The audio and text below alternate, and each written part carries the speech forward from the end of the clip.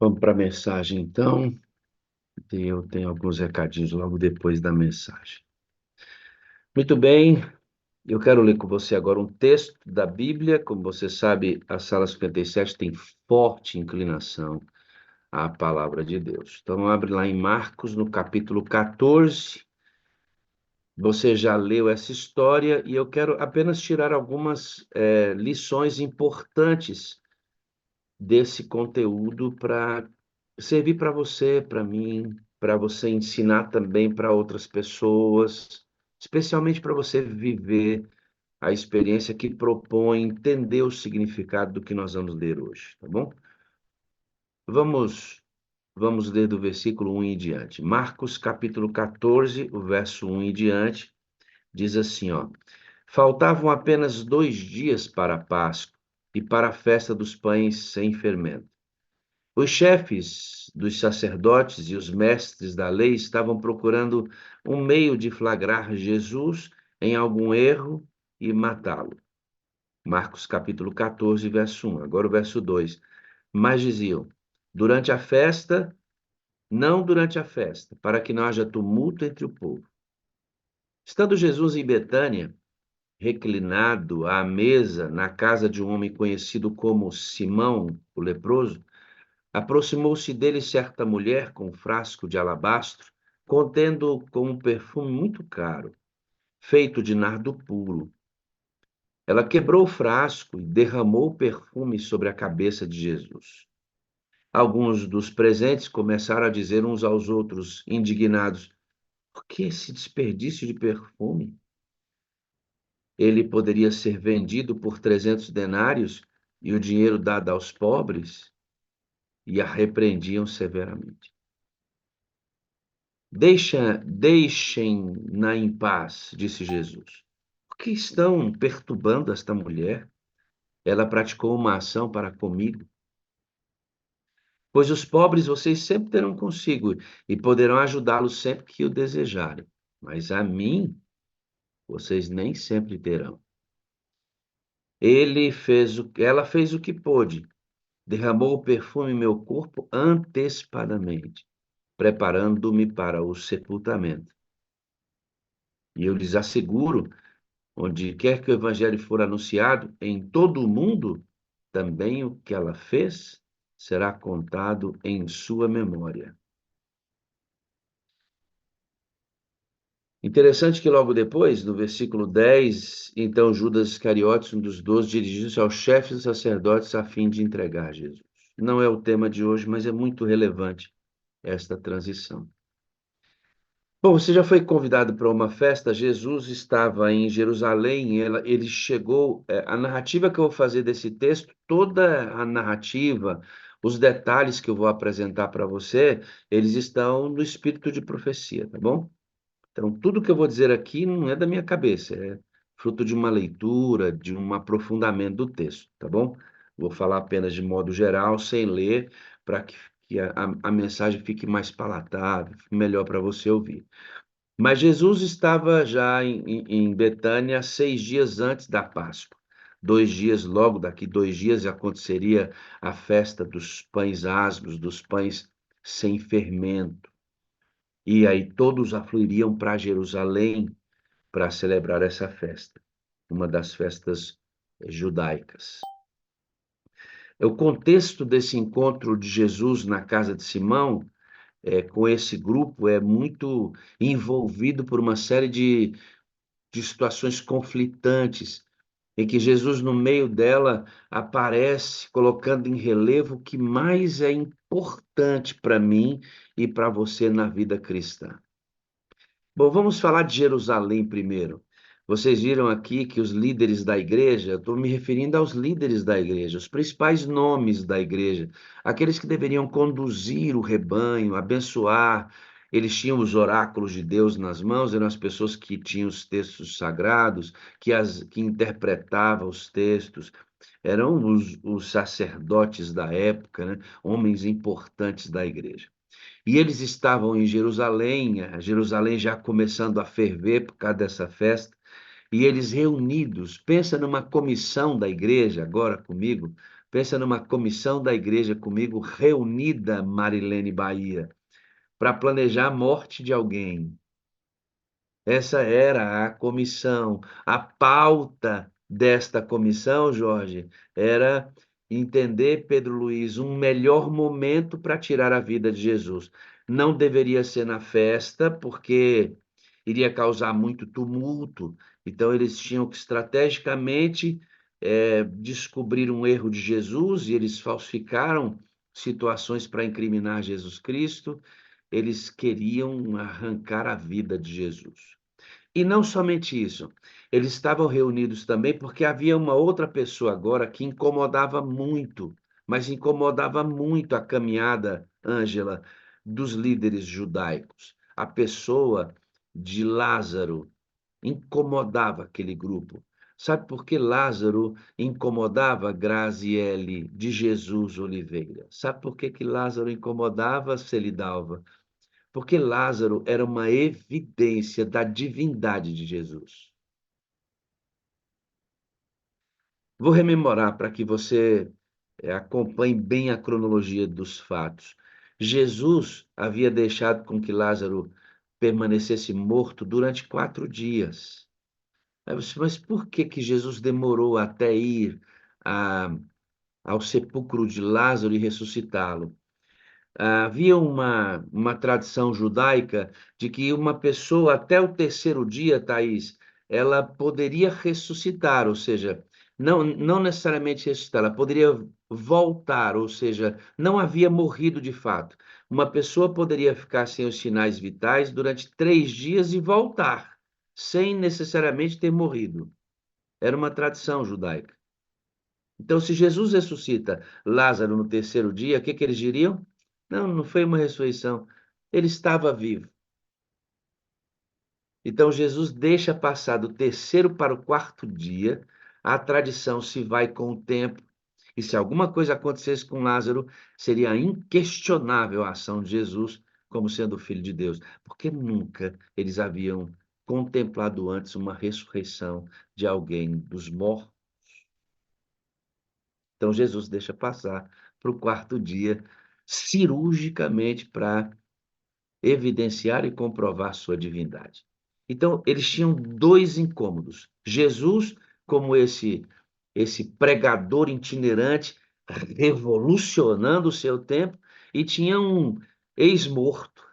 Que coisa, não? Um ex-morto gritando que aquele empoeirado, simples, diferente homem em relação à religião daquele tempo, mas muito diferente da religião daquele tempo, virando aos avessos os conceitos religiosos da sua época. Lázaro, um ex-morto, gritava: Ele é Deus, Ele é Deus. E aquilo incomodava demais aquele povo. E eles imaginem que igreja, imaginem que dureza de coração, imagina que ódio, imagina que obscuridade. Eles desejavam matar Jesus, o Filho de Deus, e alguém que havia vindo dos mortos num milagre extraordinário.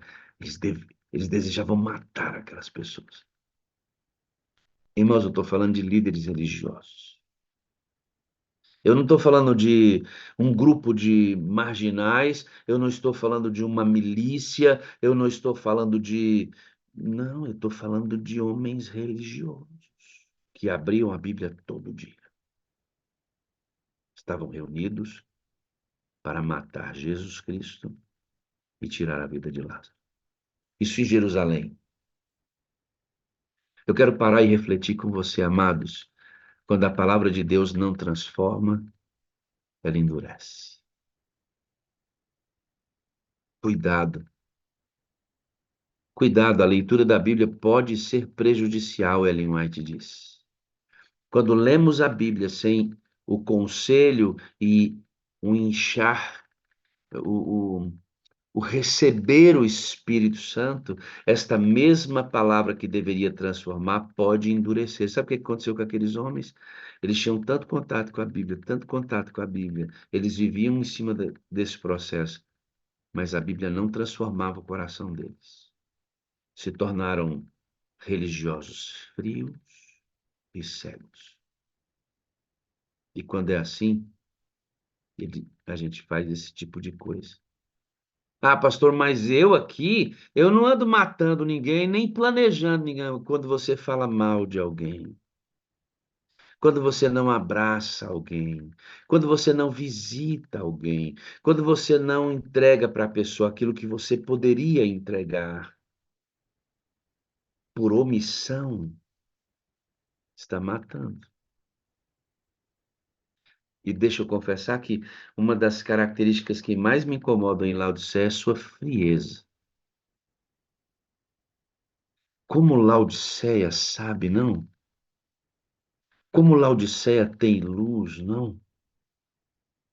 Mas como Laodiceia é fria. Laodiceia é tão fria, irmãos, que quando a gente tenta viver um pouco mais no calor do evangelho, é estranho, é estranho. Vou citar apenas um fato. Quando nós aqui, Ângela, dizemos assim, eu amo você, muitos já disseram assim para mim, que tolice é essa de ficar dizendo um para o outro que ama? Laodiceia. A gente mata as pessoas assim. Pastores morreram assim, irmãos. Se não morreram, pastores se aposentaram frustrados, porque foram mortos pela indiferença de uma igreja que exigia seu trabalho porque devolvia o dízimo. Membros da igreja absolutamente à deriva, porque não há pastores que cuidam do rebanho. Uma igreja fria, cheia de conhecimento, mata. Da mesma forma como aquela igreja estava reunida para matar Jesus e Lázaro. Bom, esse era o contexto em Jerusalém. Mas na casa, porque quando Jesus chegou em Betânia, ele foi para a casa de Lázaro, era o lugar onde ele gostava de ficar. E o pessoal já soube de que Jesus iria para a casa de Lázaro e as multidões afluíram para aquele lugar já, era certo. E nesse contexto anterior à festa dos pães asmos, Simão o leproso convida Jesus para uma festa. Uhum. E naquela festa estavam os discípulos, os amigos de Simão, o leproso, estava Maria, Marta, Lázaro,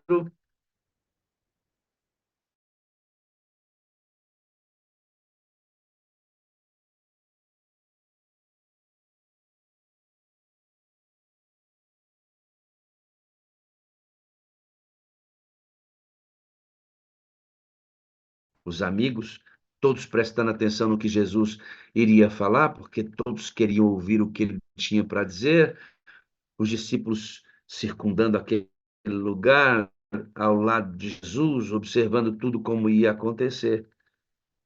E é interessante como o texto bíblico chama ex-leproso. Quem era Simão? Simão, de fato, era um ex-leproso, irmão. Jesus havia curado.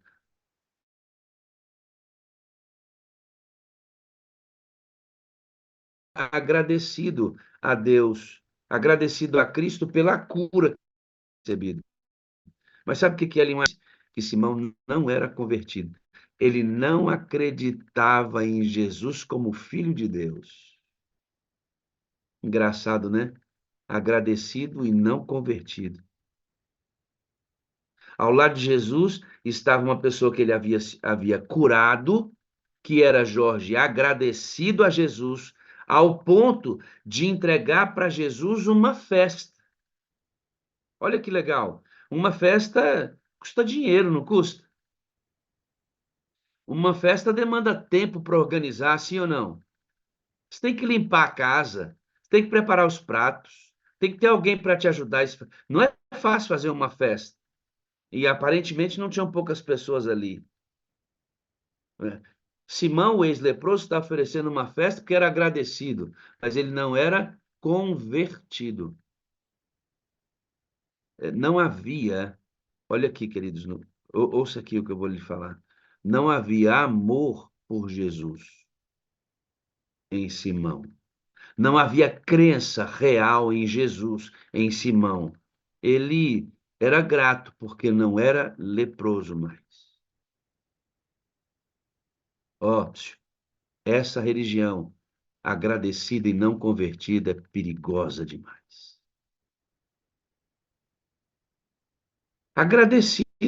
Você é agradecido a Deus? Você é agradecido porque não bebe mais, não fuma mais? Você é agradecido a Deus porque Ele lhe deu uma vida melhor? Porque qualquer um que se converte a Cristo e aceita os princípios que Ele ensina e vai viver esses princípios, vive melhor como cidadão, como pai, como mãe, é o melhor filho. Claro, são princípios de retidão. Você é agradecido a Deus? Agradecimento, gratidão, é uma característica que Jesus ama nas pessoas, mas o que valida a gratidão é amor. Se você é agradecido e não ama Jesus, eu acho que o título de Simão deveria mudar. Ele não deveria ser chamado Simão o ex-leproso. Ele continuava leproso. Ele continuava leproso. A lepra só não aparecia, mas estava no seu coração. Ninguém via, e essa é a pior das doenças. De um lado, Simão, o ex-leproso, agradecido, não convertido, doente, que não amava Jesus. Cuidando da festa, uma tal de Marta, superativa na igreja, né? Marta é aquela superativa na igreja, mas que não tem conexão nenhuma com Jesus. Serve a Cristo, mas não tem conexão com ele. Faz tudo certinho. Os cultos de Marta são organizadíssimos. Os programas que Marta realiza na igreja, todo mundo diz assim, mas essa mulher, quando ela toca nas coisas, elas funcionam.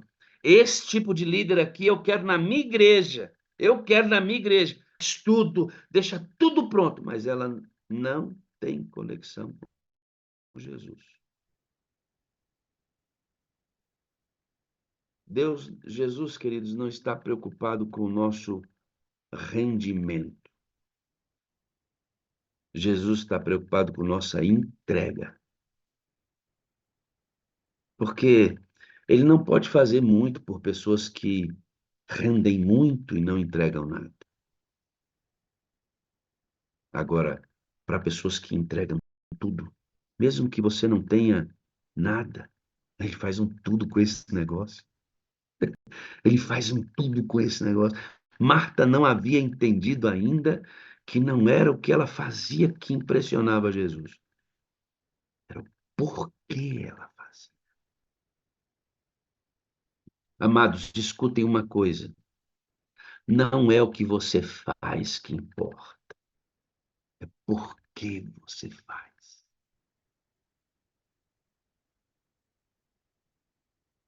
Escute aqui. Não é o que você faz que importa. É o porquê você faz. É o que impulsiona você. Estava Marta fazendo o melhor que não significava nada para Jesus. O melhor de Marta não significava nada para Jesus, porque não tinha conexão com ele. Marta era uma mulher que amava Jesus. Incrível, né? Amava, mas não tinha conexão. A sua noção de religião estava nas coisas e não nas pessoas. Por isso ela amava Jesus e não estava conectada exatamente com ele, porque para ela o que mais importavam eram as coisas e como elas deveriam estar organizadas. Esse era o contexto da festa. Do lado esquerdo de Jesus estava Lázaro. Irmãos, Lázaro, as pessoas iam até Betânia se ele dava para ver Lázaro. Lázaro era aquela pessoa que ele não precisava pregar, ele era a pregação. Ele era a pregação.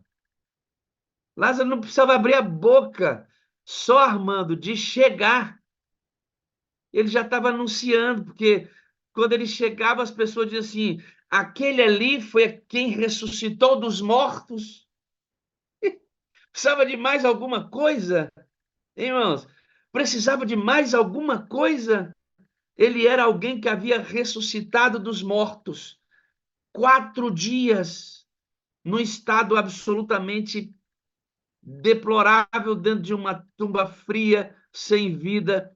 Jesus chega diante dele, Jorge, e diz assim: ei, Lázaro, bora, meninão, tem muita coisa para você fazer ainda. Sai daí, garotinho. Sai dentro da tumba feliz, vibrando com vida que ele nunca teve. Pastor Ivaí, com uma vida que ele nunca teve. Agora escutem uma coisa: Lázaro, amados, era a pregação. Se ele não quisesse, precisava nem falar. Ivânia, é assim a gente também. Eu sou a favor e não tem como pregar o evangelho sem falar, irmãos. Sem falar. Estou tentando lembrar um pensamento que eu discordo dele. Eu vou pregar o evangelho e quando for necessário eu falo alguma coisa. É um texto mais ou menos assim. Não tem sentido para mim. Só se prega o evangelho falando, irmãos. Não, é um dom que Deus nos deu. Jesus o tempo inteiro falou, falou e falou e pregou sermões. Mas é que na ordem de importância, Pedro, que vale mais é uma vida com significado do que as palavras. Porque quando uma vida que não tem significado e essência tenta proclamar alguma coisa, essa dissonância, essa incompatibilidade entre a fala e a vida, já nasce morta a fala. Mas é impossível quem tem uma vida com significado que também não fale. É impossível. Mas o chamado é você ser um Lázaro.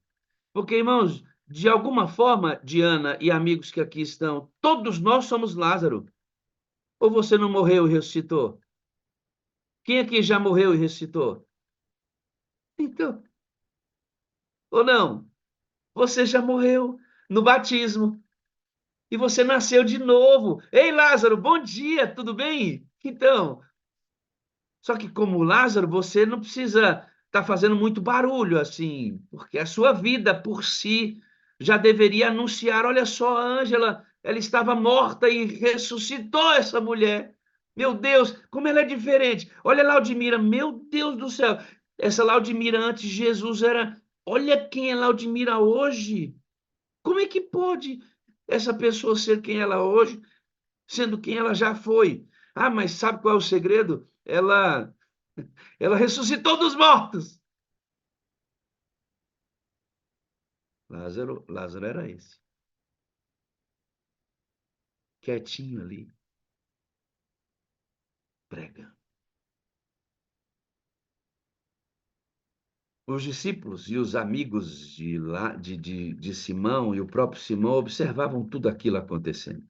A festa, suco de uva, a comidinha acontecendo. A festa estava indo bem. Como eu disse, lá em Jerusalém, o povo tramando a morte de Jesus e de Lázaro. De repente, aparece na festa uma mulher. Esta figura é icônica. A mais improvável. Aquela era mulher e a figura mais improvável de destaque naquele lugar. Na verdade, segundo os que ali estavam, ela deveria ficar num canto quieta, muda, silente, porque ela não tinha muito direito por ali, não. Primeiro, porque a cultura já fazia da vida de uma mulher algo difícil. E quem ela tinha sido, hein? Bom, os especialistas na Bíblia, alguns afirmam que essa mesma Maria do vaso de alabastro é a Maria que foi libertada por Jesus quando foi pega em adultério. E eu também creio. E Ellen White dá indícios de que de fato era a mesma pessoa. Porque nos textos, quando você lê nos evangelhos sinóticos especialmente, você vê que esta Maria foi libertada por Jesus 7 vezes de demônios. Você conhece alguém que foi libertado através da oração por 7 vezes na sua igreja de demônios? Foi possessa 7 vezes, e 7 vezes o pastor teve que ir lá, os anciãos tiveram que ir orar, jejuar para libertar essa mulher 7 vezes. E o demônio que a possuía era o demônio da prostituição. Conhece alguém assim? Pois era essa mulher.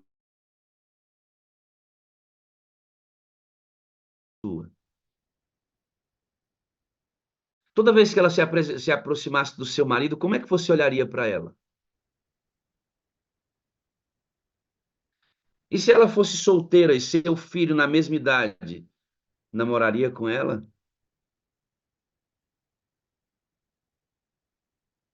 Esta era a improvável. De repente, ela se esgueira pelo canto da sala, com um vaso de alabastro na mão.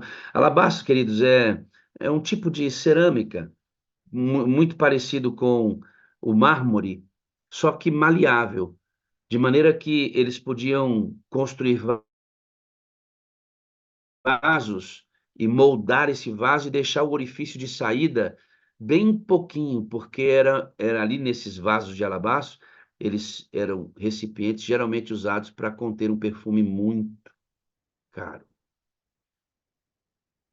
Maria era pobre. Qual foi o perfume mais caro que você comprou? Qual foi o perfume mais caro que você comprou? Sabe quanto custava aquele potezinho de nardo puro que ela quebrou o vaso e ungiu Jesus na cabeça e nos pés, enxugou com seus cabelos? Convertendo a moeda da época para a nossa de hoje, custaria cerca de R$ 25.000. Você compraria um perfume por R$ 25.000? E sabe para que ela comprou esse perfume por R$ 25.000? Ela pretendia fazer a unção do corpo de Cristo pós-morte. Aquele perfume era para ungir Cristo morto, porque era o costume da época embalsamar os corpos. E como é que eles faziam isso? Lavavam o corpo todo, trabalhava todo o corpo com aromas e perfumes e depois enfaixava aquele corpo, ficava completamente enfaixado e perfumado. E ela já tinha comprado esse nardo por R$ 25.000 para ungir o corpo de Cristo depois da sua morte. Mas, de repente, aquela mulher improvável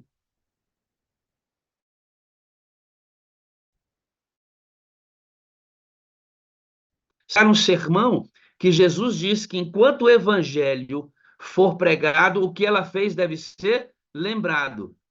Aí você fica pensando assim, peraí, que importância tem tanto um vaso e um perfume para ser lembrado enquanto o evangelho for pregado? Amados, pelo amor de Deus, não é um vaso e um perfume, é o que está por trás do que significa tudo isso que deve ser lembrado até que o evangelho, até que Jesus volte, o evangelho será pregado e essa história deverá ser relembrada até ele voltar, pelo significado do que significa o vaso e o perfume e a ação daquela mulher. Não, irmãos, não é um vaso e um perfume. Não é o valor monetário ou físico. É o valor intrínseco que está nas entranhas dessa história.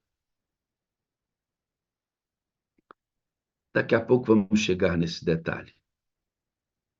Você teria coragem de sair do canto escuro da insignificância da sua vida e pregar um evangelho que inalasse um tipo de perfume inconfundível e que as pessoas, mesmo que elas se esforçassem, não tivessem condição de não perceber? Você tem coragem de sair do cantinho da insignificância da sua vida?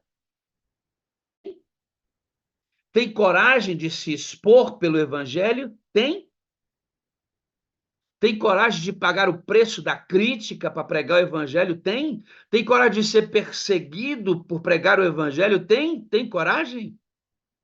Porque o que aquela mulher fez foi isso, ela saiu da insignificância escurinha do canto dela, a improvável,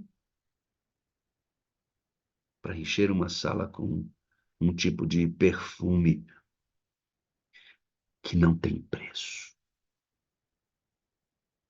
Amigos, olha para mim aqui. O que inundou aquela sala não foi o cheiro do nardo. Enquanto os imbecis, enquanto os medíocres sentiam o cheiro de nardo, um perfume caro, afinal de contas, por que tanto desperdício? Poderíamos ter usado isso para ajudar os pobres. Jesus não estava sentindo o cheiro do nardo. Jesus estava sentindo o cheiro de um perfume incomparável. Amor, irmãos. O perfume que aquela mulher inalou foi amor por Jesus. Ela não era apenas agradecida, ela amava Jesus. E quando nós amamos Jesus, nós entregamos tudo para Ele. Não é a metade, não é um pouco. Jesus não quer um pouco do seu tempo, Jesus quer o seu tempo inteiro. Jesus não quer a sua esposa, Jesus quer a sua família. Jesus quer seu emprego, Jesus quer seu carro. Ele quer tudo seu.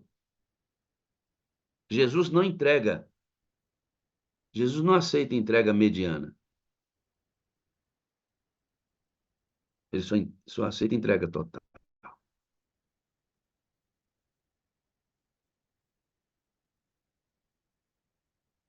Mas por quê? Por que ele quer tudo? Porque ele deu tudo. Jesus nunca pede para você aquilo que ele não fez antes. Se ele prega o evangelho, ele já pregou. Ame aos pobres, ele já amou. Perdoa o seu agressor, ele já perdoou. Quando ele diz assim, eu quero tudo seu, eu quero tudo, ele já entregou tudo antes. Jesus é justo. Ele não pediria algo para você que ele não já fez por você mesmo. Anote isso. Ele nunca vai pedir para você algo que ele não tenha feito por você primeiro. Então, nunca é demais o que a gente faz. Nunca é demais. Você viu hoje na lição? Gaste-se e deixe-se gastar. Nunca é demais, porque ele entregou muito mais. Naquela sala, tinha um outro camarada que disse essa frase: para que tanto desperdício? Poderíamos usar com os pobres. E aquele espírito inundou no coração dos discípulos que tomaram o mesmo sentido da crítica. Judas, um tesoureiro ladrão. Olha só que cena, né? Simão, agradecido não convertido. Marta, uma superativista não ligada a Cristo. Um grupo de observadores curiosos. Discípulos mal formados. Um tesoureiro ladrão. E uma improvável, fazendo coro com um ex-morto que pregava em silêncio. Que festa, hein? Que festa, que festa. Você quer fazer grandes coisas para Deus? Você quer entregar tudo para Ele? Quer que o Senhor faça uma grande obra na sua vida?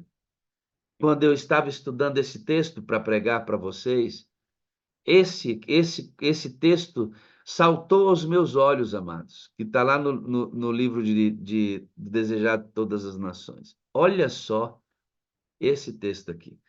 O Espírito Santo planejara por ela e ela lhe obedecer às sugestões. A inspiração não se detém para dar o motivo. Presença invisível. Fala ela à mente e à alma e move o coração para agir. Ela é sua própria justificação.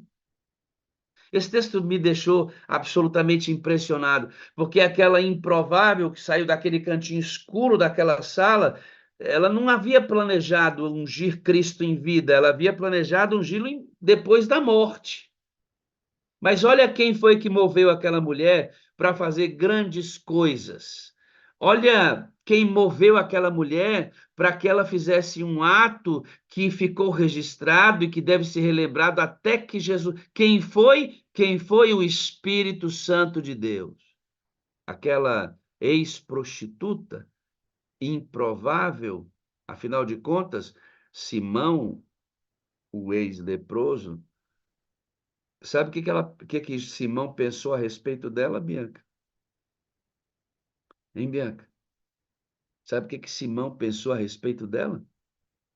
Ele pensou assim, ó, se Jesus soubesse quem ela é, ele não permitiria que ele tocasse nela. Ah, Simãozinho ignorante! Jesus permitiu que ele tocasse nela exatamente por saber quem Maria era. Ou Simão não vai lembrar, né? Que Jesus já havia libertado aquela mulher 7 vezes de espíritos de demônio. E você acha que Jesus nunca tinha abraçado aquela mulher? Ou será que depois de cada libertação eles não oraram juntos, não choraram juntos, porque aquela mulher estava sendo transformada paulatinamente pelo amor de Cristo? Simão, ignorante, Jesus sabia quem aquela mulher era. Aquela mulher era uma convertida que amava Jesus Cristo, cheia do Espírito Santo, capaz de realizar um feito que deveria ser lembrado até que ele voltasse. Quem moveu aquela mulher? Espírito Santo. Ô, querido, quer fazer alguma coisa grande para Deus? Permita que o Espírito de Deus mova seu coração.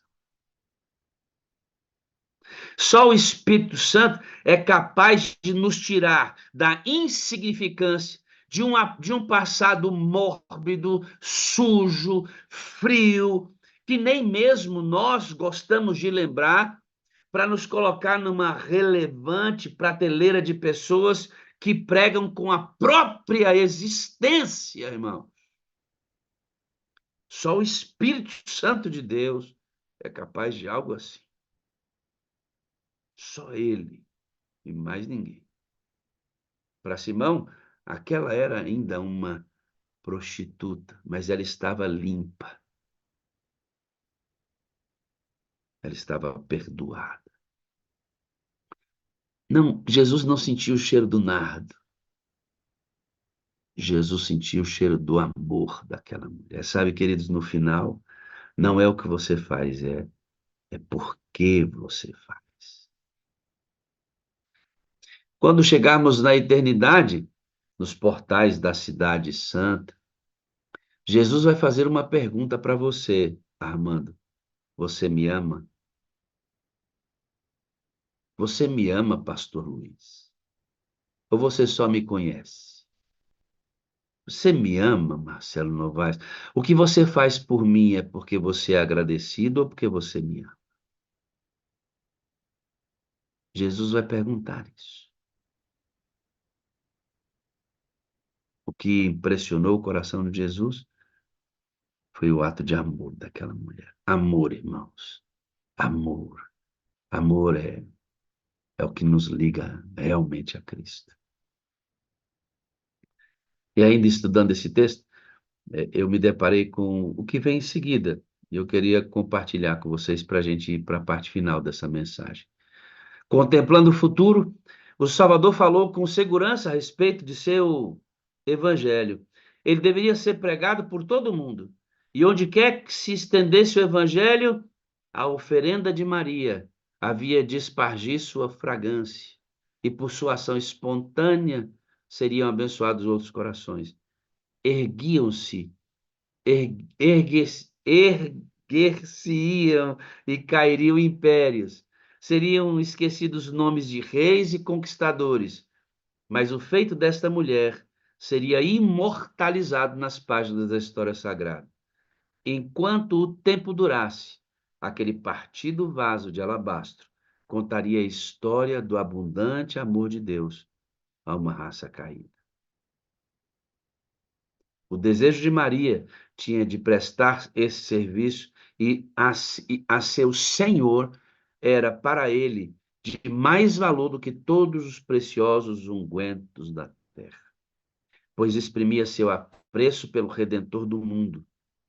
Era o amor de Cristo que a constrangia. Enchia-lhe a alma a incomparável excelência do caráter de Cristo. Aquele unguento era símbolo do coração da doadora. Era demonstração exterior de um amor nutrido por correntes celestiais, que chegara a ponto de extravasamento. Quando Maria olhava para Jesus naquela sala sentada, ela amava tanto Jesus, ela amava tanto Jesus, ela amava tanto que extravasou. E a vida de Maria inundou aquela sala, movida pelo Espírito Santo.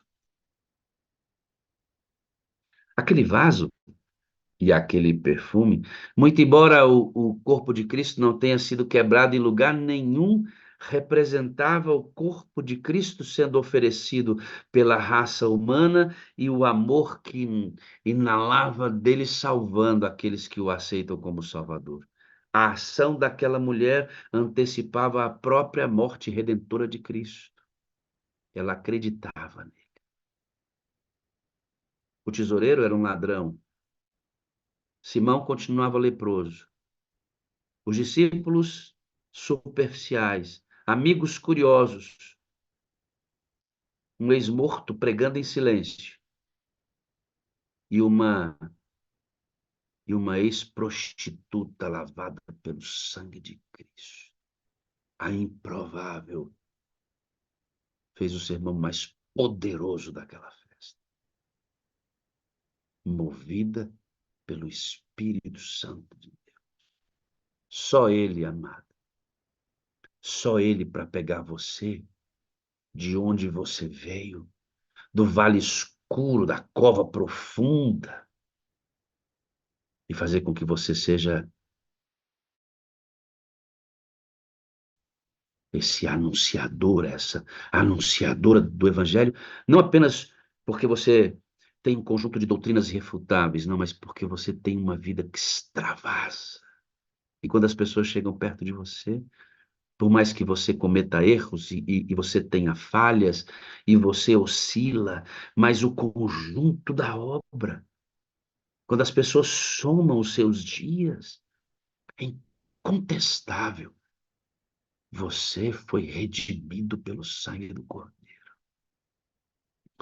O seu perfume não é de um nardo, é de alguém que foi quebrado. Maria, a prostituição de Maria, o ódio de Maria, o orgulho dela, a inveja de Maria, a falta de perdão de Maria, foram quebrados por Jesus. Em todas as vezes que ela foi liberta pelo amor. Não tinha como.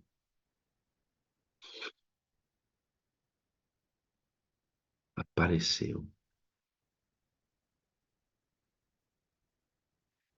Sabe quem chegou primeiro no sepulcro? Antes. Sabe quem estava ao pé da cruz quando Jesus morreu? Junto com Maria, mãe de Jesus e João? Essa Maria que quebrou o vaso de alabastro. Ela estava lá na cruz. Sabe quem chegou primeiro no sepulcro no domingo de manhã? Ela foi a primeira a chegar, Ellen White diz. Foi a primeira a ter contato com Jesus pós-ressurreição. Dodora Queiroga, que lindo ver sua câmera aberta, que lindinha. Tá com saudade de ver tu aqui. Sabe quem anunciou pela primeira vez que Jesus havia ressuscitado dos mortos? Esta não é significativo. A improvável se tornou a primeira evangelista anunciando a ressurreição de Cristo. É isso que o Espírito Santo faz com a gente. Ele enterra nosso passado, nos leva a Cristo para sermos lavados pelo sangue do Cordeiro e nos torna esse perfume para a humanidade. E isso deverá ser lembrado. Uma ex-prostituta pregou o maior sermão daquela festa, que deveria ser lembrado. Jesus Cristo é o meu Salvador. Eu o amo e sou capaz de entregar tudo por Ele. Movido pelo Espírito Santo.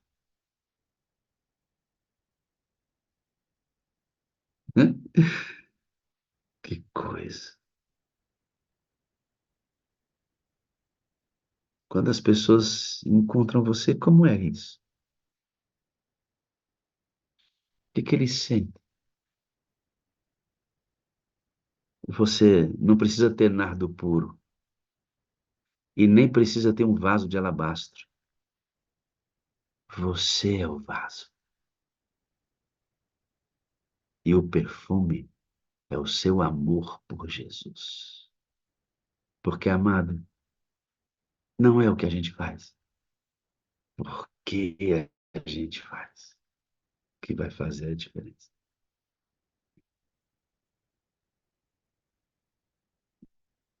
Vamos ouvir um hino? Amo esse hino aqui, irmãos, que a gente vai ouvir agora. Amo. Amo esse hino. Ele chama Obrigado. Eu não tinha ouvido esse hino ainda, você acredita? Não o conhecia, até que me deparei com ele. E assim, me apaixonei por esse hino. Ouça, enquanto você canta esse hino no seu coração, prometa a Deus que você vai se deixar quebrar. Diga a Ele que você quer que o amor que você sente por Ele apareça em todos os lugares. Que esse amor transforme sua vida.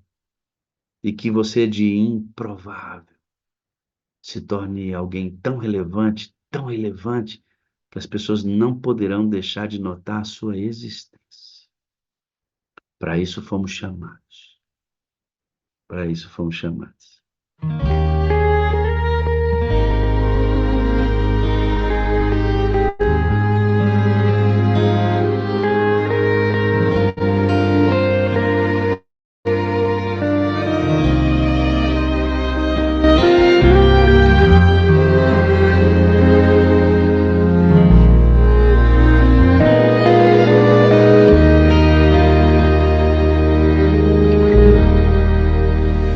Eu te agradeço, Senhor, pelo carinho, pelo amor, pelo cuidado que tens por mim. Toma minha vida em tuas mãos, meu coração vem transformar em Cristo um novo ser, cada vez mais.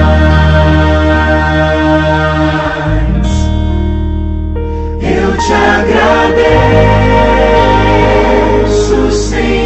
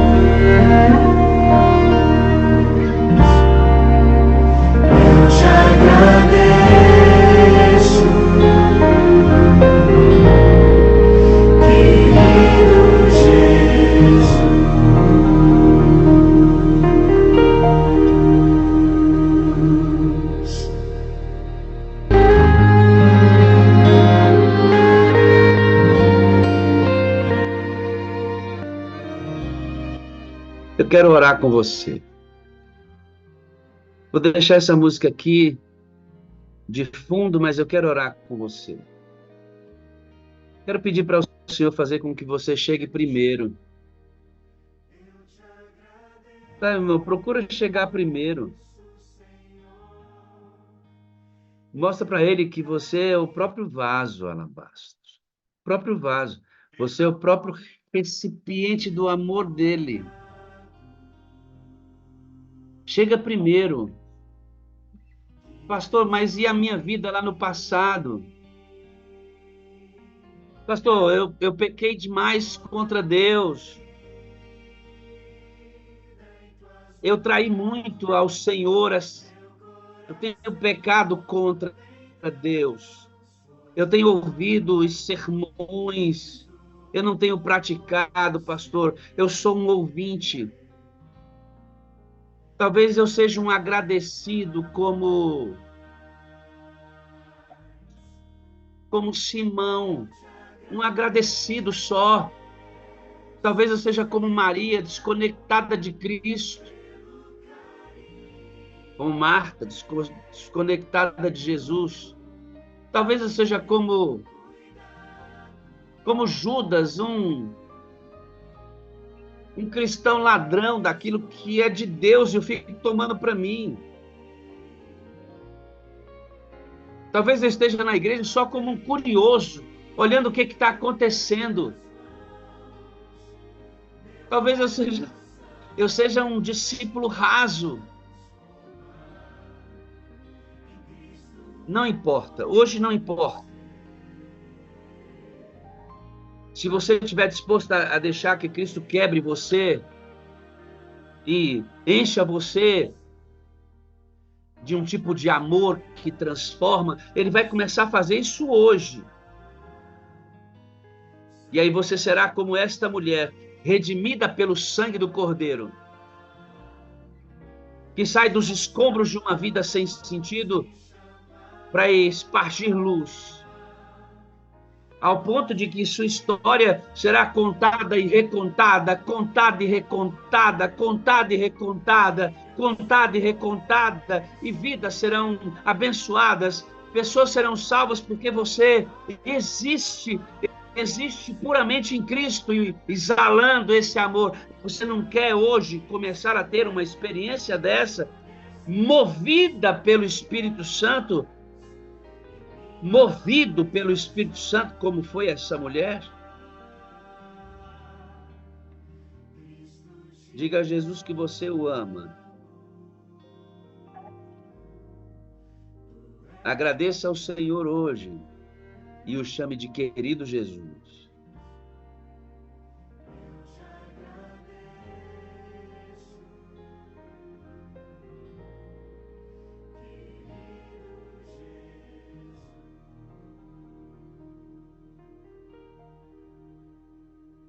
Seja o primeiro. Seja o primeiro a chegar na oração. Seja o primeiro a chegar na palavra. Seja o primeiro a chegar nas pessoas. Seja o primeiro. Seja o primeiro. Ele fará dos escombros que talvez seja a sua vida algo extraordinário. Essa é a obra que o Senhor tem para fazer na vida da gente. Não para a festa na casa de Simão, mas na maior de todas as festas. Quando ele abraçar você para sempre, restaurado. Acabou. Estaremos para sempre com ele. Vamos orar. Eterno Deus, obrigado. Obrigado porque o Senhor é uma bênção. O Senhor é uma bênção em nossas vidas. Obrigado, Jesus. Bom, vamos apresentar um evangelho que nos dá chance, na verdade. Na história dessa mulher, diz que nós temos todas as chances, porque o Senhor é incomparável. Obrigado, Espírito Santo, viu aquela mulher aquele dia? O senhor a movimentou. Foi o senhor que tomou a decisão. O senhor que influenciou o coração daquela mulher. Não que o senhor tenha tomado a decisão, o senhor influenciou aquela decisão. Influencia as nossas também. Nós queremos fazer grandes coisas para o Senhor. Influencia nossas decisões. E nos o próprio Evangelho interpretando, sabe?